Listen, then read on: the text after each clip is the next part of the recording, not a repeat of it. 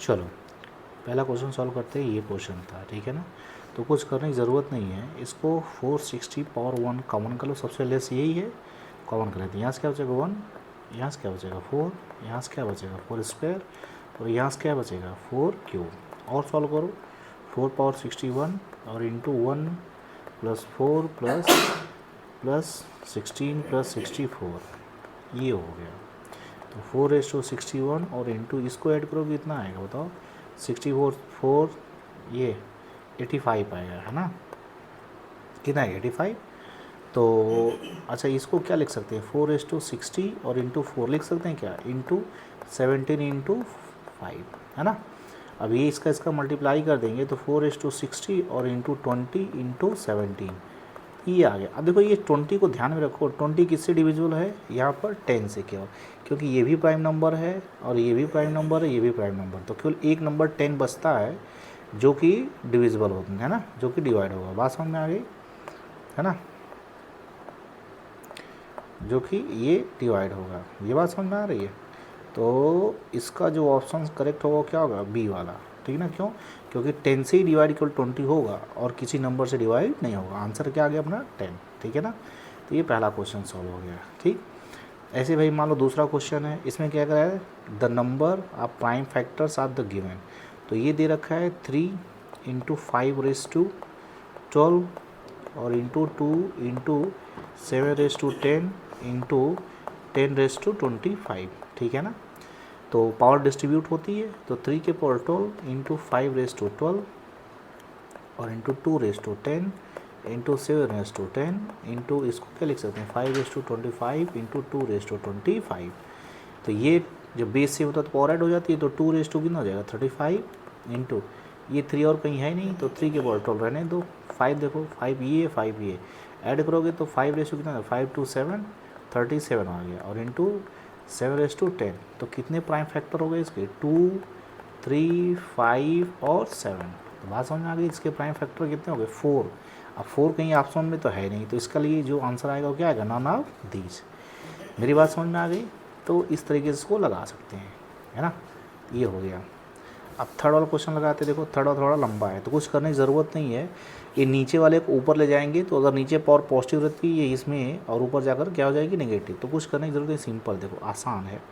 कैसे लगाएंगे, देखो 2 के पावर m+3 और इंटू 3 के पावर 2m-n और इंटू 5m+n+3 और इंटू इसको लिख लेते हैं 2 इंटू 3n+1, है ना, और अपन पहले ब्रेक कर लेते हैं। इधर क्या हो जाएगा, तो ये हो जाएगा 2 into 3m+1 into 5 into 2n+3, है ना, इंटू 3 के पावर m इंटू 5 के पावर m। अब ध्यान से देखो इसमें भी पावर डिस्ट्रीब्यूट हो गई, है ना, तो ये ऐसे आ जाएगा 2 के पावर m+3। अच्छा ये ऊपर जाएगा तो नेगेटिव हो जाएगा, इंटू 3⁻2m-n और इंटू 5⁻m+n+3 और इंटू 2 के पावर n+1 और इंटू 3 के पावर n+1।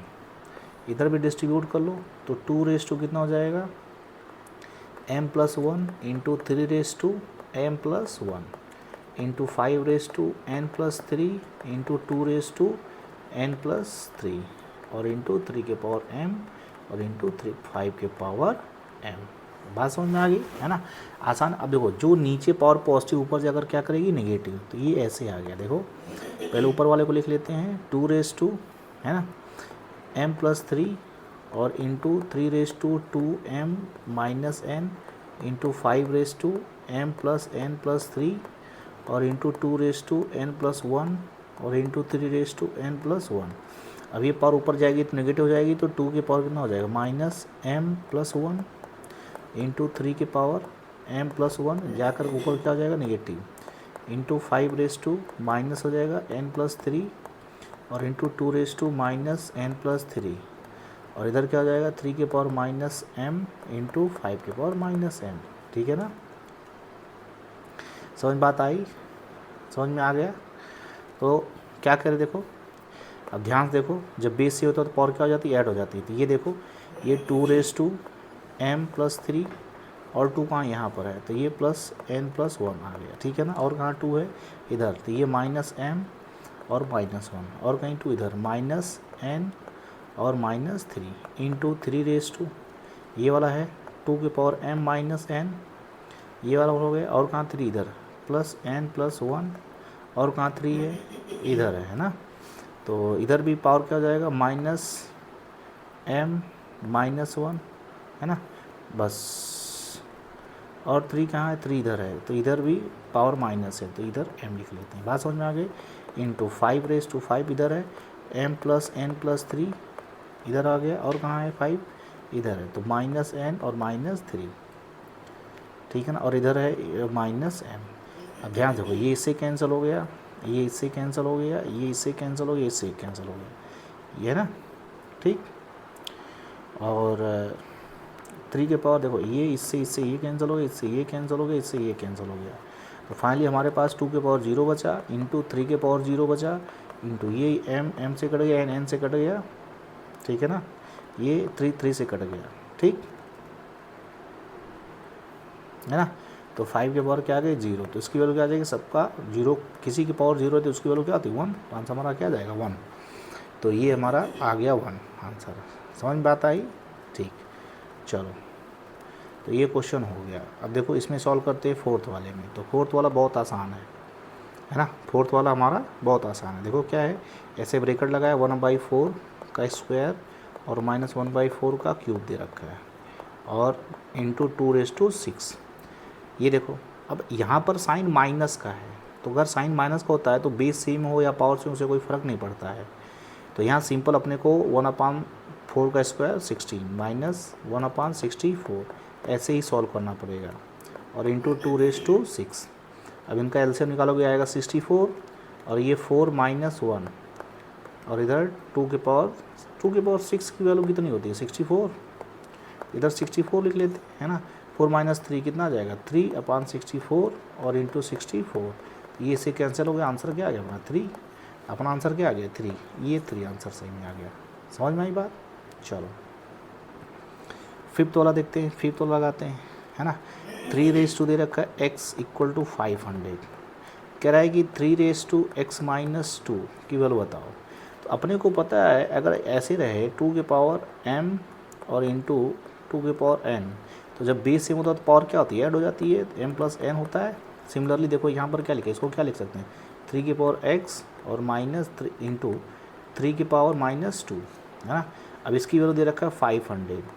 अब ये पावर नेगेटिव है, तो इसको क्या लिख सकते हैं, 1/3 का स्क्वायर, तो 9 हो जाएगा। तो इसका आंसर क्या आ जाएगा, 500/9। तो ये हमारा आंसर आ गया, है ना। ये वाला आंसर सही हो गया। समझ बात आई। चलो, 6 वाला क्वेश्चन सॉल्व करते हैं। 6 वाला बहुत आसान है। 6 वाला आंसर सॉल्व करते हैं, है ना।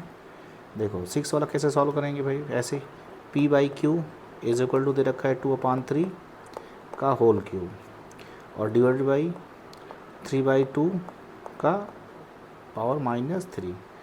कह रहा है P/Q⁻10 की वैल्यू पूछ रहा है, तो कुछ करने की ज़रूरत नहीं है। देखो, और ऐसे कोई अगर वैल्यू A/B लिखा हो इस तरीके से, तो इसको क्या A/B लिख सकते हैं। तो सिमिलरली ये वही चीज़ दे रखा है, P/Q = 2/3 का होल क्यूब, है ना,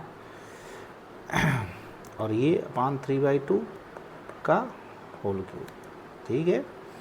अब ये नीचे से ऊपर जाएगा, है ना, तो पावर क्या हो जाएगी, नीचे से ऊपर जाएगा तो पावर नेगेटिव हो जाएगी। या अच्छा, इसमें एक चीज़ और समझो भाई, ऐसे अपन लोग कर लेते हैं। देखो रुक जाओ, ऐसे कर लेते हैं, सिंपल है, सिंपल तरीके से लगाते हैं। देखो, ये डिवाइड साइन है, तो डिवाइड का हम रेसिप्रोकल कर लें, तो P/Q = 2/3 है ना। डिवाइड को रेसिप्रोकल करेंगे तो ये 2/3 आएगा का पावर -3, है ना। समझ में आता ही। हमने डिवाइड को रेसिप्रोकल कर लिया, तो जो डिवाइड था वो मल्टीप्लाइंग साइन चेंज हो गया, और 2 ऊपर चला गया तो नीचे आ गया। अब ये पावर नेगेटिव है, इसको पॉजिटिव बनाने के लिए क्या करना पड़ेगा, रेसिप्रोकल। तो ऐसे कर सकते हैं क्या, 2/3 का होल क्यूब इंटू 3/2 का होल क्यूब। बात समझ में आई। तो जब पावर सेम होती है, इन दोनों का आपस में क्या हो जाता है, मल्टीप्लाई। तो 2/3 इंटू 3/2 के पावर 3, तो ये इससे कैंसिल हो गया, ये इससे कैंसिल हो गया, तो ये क्या आ गया 1 का क्यूब बराबर 1, तो p/q की वैल्यू आ गई 1। अच्छा हम इसको q बाई अगर p लिखें तो 1 आएगी ना। अब देखो यहाँ p/q के पावर -10 रखा था, इसका अगर हम रेसिप्रोकल करेंगे p/q के पावर -10 लिखा हुआ है, इसका रेसिप्रोकल करोगे तो ये ऐसे आएगा ना q/p⁻10। ऐसा हमने क्यों किया, क्योंकि पावर हमको पॉजिटिव बनानी थी। अब इसकी जगह हम वो रखेंगे 1 के पावर 10, क्या आ जाएगा 1 हमारा आंसर। तो ऑप्शन क्या आएगा इसका 1। समझ में बात आ गई। 6 नंबर क्वेश्चन। चलो 7 नंबर पे आ जाओ। देखो 7 नंबर कुछ नहीं, देखो 7 नंबर कहता है देखो 3 की पावर 0 माइनस 4 की पावर 0, तो जब किसी की पावर 0 होती है तो उसकी वैल्यू क्या होती है 1, 1 माइनस 1 क्या आ जाएगा 0, 0 इंटू 5 स्क्वायर, तो इसका आंसर क्या आएगा 0।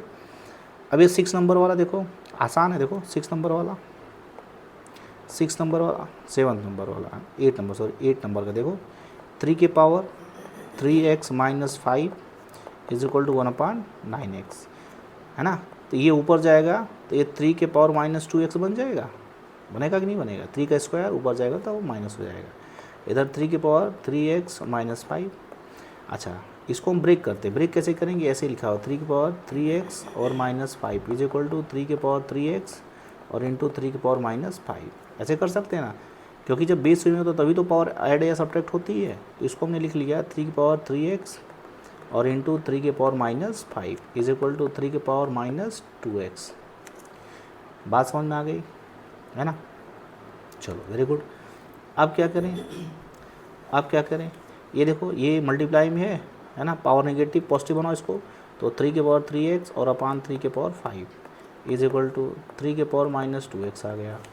अभी इधर डिवाइड उधर जाए करके मल्टीप्लाई करेगा, तो 3 के power 3x is equal to 3 के पावर -2x इंटू 3 के पावर 5। अभी इधर मल्टीप्लाई इधर जाएगा तो डिवाइड, तो 3 के पावर 3x और अपान 3 के power -2x is equal to 3 के पावर 5। समझ में आई बात। अभी पावर नेगेटिव है, इधर ऊपर जा करके पॉजिटिव बन जाएगा, तो 3 के पावर 3x और इंटू 3 के पावर माइनस क्या हो जाएगा, प्लस हो जाएगा, तो 2x हो गया इक्वल टू 3 के पावर 5। अब क्या हो गया, जब बेस सेम होता है तो पावर क्या होती है, ऐड हो जाती है, तो 3 के power 5x is equal to 3 के पावर 5। अब बेस का कंपेयर करेंगे ना, लिखेंगे कंपेयरिंग आप बेस ऑन आप बोथ साइड, तो 5x इज इक्वल टू क्या आएगा 5, x की वैल्यू कितनी आ गई 1, ये हमारा आंसर आ गया। तो यहाँ पर आंसर क्या आ गया 1, तो 8 का सी वाला करेक्ट है ना। अब देखो यहाँ पर क्या जाएगा -2 है, ये जो पावर नेगेटिव है -2 -3, तो मल्टीप्लाई करेंगे तो 2 के -2 के पावर क्या आएगा 6। जब पावर इवन होती है तो इस माइनस का कोई लेना देना नहीं होता है, समझ में आई बात। तो ये -2 जो पॉजिटिव है, जो आंसर आएगा वो क्या आएगा पॉजिटिव 32, सॉरी 2 के पावर 6 होता है 64, क्या होता है 64, तो यहाँ पर ये नहीं आएगा, यहाँ पर आएगा 64, हमारा आंसर ये वाला करेक्ट रहेगा है ना। चलो ये 10th नंबर वाला देखो सिंपल है, देखो लिखा हुआ 32 रेज टू -2/5 और डिवाइडेड बाई 125 रेज टू -2/3। ये देखो ये 2 के पावर 5 होता है, तो इसको हमने ऐसे लिखा 2 के पावर 5 रेज टू -2/5 और डिवाइडेड बाई 125 क्या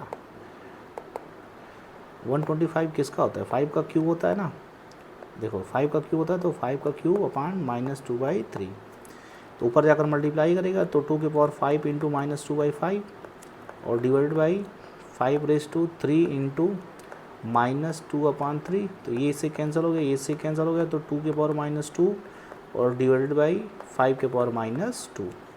समझ में आई बात। तो क्या करें, दोनों का रेसिप्रोकल करो है ना, तो 1/4 आ गया और डिवाइड बाई 1/25, ठीक, ये ऊपर चला जाएगा। अच्छा इसका रेसिप्रोकल करोगे तो मल्टीप्लाई हो जाएगा, तो ये ऐसे आ जाएगा 25/4, हमारा आंसर क्या आ गया 25/4, बी वाला करेक्ट रहेगा, ठीक है ना। अब देखो यहाँ पर देखो ये सेम क्वेश्चन 11 नंबर वाला है, 64 दे रखा है 64, चलो इसको भी लगाते हैं, इधर देखो 64 लगाते हैं, तो 64 होता है 4 का क्यूब, 64 रेज टू -2/3 और इंटू 1/4 का whole cube -3 is equal to, ये होता है 4 का क्यूब, तो 4 का क्यूब और इंटू -2/3 और इंटू इसका रेसिप्रोकल करोगे तो पावर जो होगी तो पॉजिटिव हो जाएगी, तो 4 के पावर 3 हो गया है ना, ये इससे कैंसिल हो गया, तो ये बचा क्या 4 पावर माइनस 2 इंटू 4 के पावर 3। तो जब बेस से होता है तो पावर क्या होता है, सब्ट्रैक्ट हो जाता है, तो केवल क्या बचेगा 4 हमारा आंसर आएगा, ये वाला सही हो जाएगा। समझ बात आई। ऐसे 12 वाला तुम लगा लेना, छोड़ रहा हूँ तुम्हारे लिए।